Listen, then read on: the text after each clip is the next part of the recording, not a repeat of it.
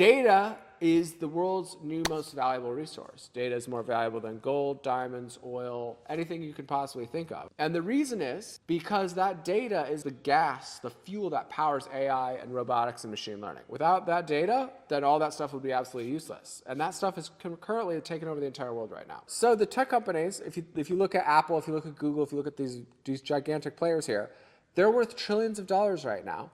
And the reason they're worth trillions of dollars is not because they have such great services or because they're so innovative. The reason is because they have massive mountains of data that they got for free that they can now leverage and turn into the fuel for this AI and this robotics world. So how do we deal with that? In our updated version of our Constitution, we need a principle that says any of the data that we generate, no matter where that is, no matter how that's collected, we are the sovereign owners of that data. And if that data is touched, sold, queried, anything like that, then we need to be paid royalties on that.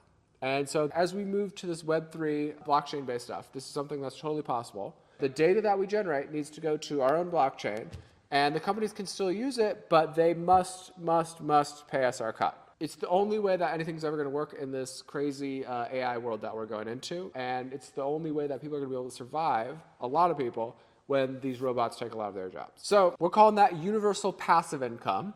Some people bristle at me when I say that because they're like, whoa, I thought this wasn't about government handouts. True, it's not. Universal passive income is not a government handout. Universal passive income is a fair business exchange, and it doesn't come from the government. It comes from the tech giants and whoever touches your data. The idea of that, as you guys know, we just did the Jerome Davison campaign. He's prominently featured in the top video there at the site for their no bill of rights. And he was an ex-NFL athlete, and he went to ASU, a local college there. And when he did that, they took his data and they made this video game. Him and all the other athletes, they made this video game called NCAA. So a football video game where they take all of his data and his stats and they turn them into a thing, and they make all the money off that and they pay the players nothing. So a few years ago, I want to say, we got together as a country, we decided, hey, that's not fair. If you're going to make a bunch of money off their data, off their likeness, off their personhood here, then you got to pay them their cut. What's going on here? This isn't a slavery system. So the same needs to apply everywhere else. Any of the data we generate, we need to be paid our royalties on that. So what that would do is that would create a path here to a $1,000 to $1,500 a month universal passive income here for every single person who even has a phone.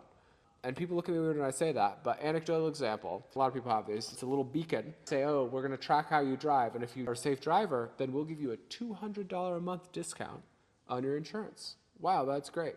But check it out. That $200 a month discount is not for safe driving. They could care less if you're a safe driver.